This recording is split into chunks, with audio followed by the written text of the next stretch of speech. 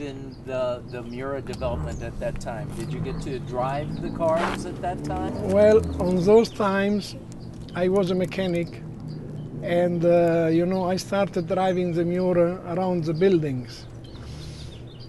And finally, on September 1973, 5 September 1973, my director, my big boss, called me upstairs at the office with my boss, and they said, well, now after so many time you're driving around the buildings, we want you to learn how to test drive a car. We want to see if you have the attitude to become a test driver.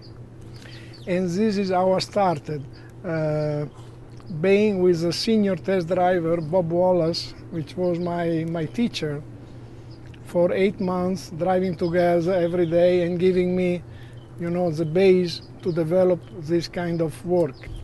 Yes, I was very lucky and very proud to work for Lamborghini. And yes, lucky because the times were the good times and everybody wants to show up and do something on those times with Ferruccio Lamborghini was a pleasure, was a motivation. This man was capable to give so much motivation to everybody, and really a lot of charisma and temperament.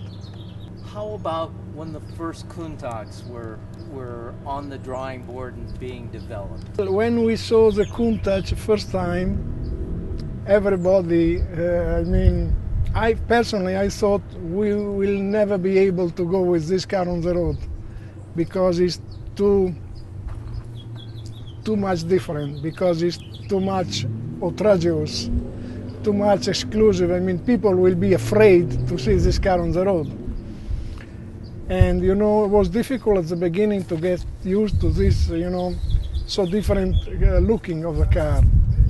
But slowly we get familiar, and we all love to work on a car and develop the car and make the car, an icon, as it became, and it still is today, together with the Miura.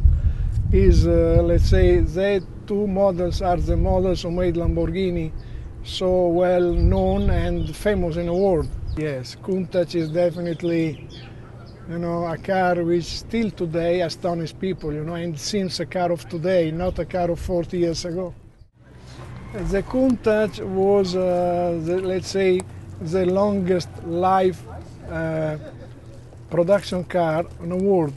We kept producing the Countach for 17 years, Moving from the first model, which was, let's say, introduced on 71, and then this car was a 4-liter engine with a small tire and periscope model, let's call known.